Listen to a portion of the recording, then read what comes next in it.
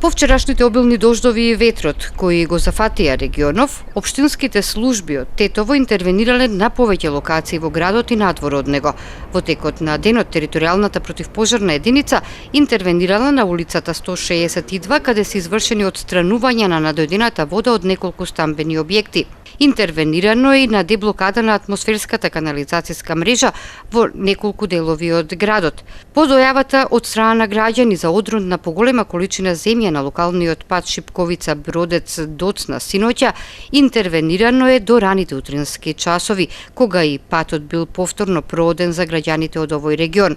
Од општина Тетово информираат дека продолжуваат да ја следат настанатата ситуација од климатскиот циклон кој овие денови го зафати регионот и кој се очекува да потрае во следните 2 дена. Токму затоа сите оперативни единици на општина Тетово ќе бидат во потполна готовност за потенцијални интервенции во насока да им помогнат и заштитат граѓаните од можните последици од лошото време.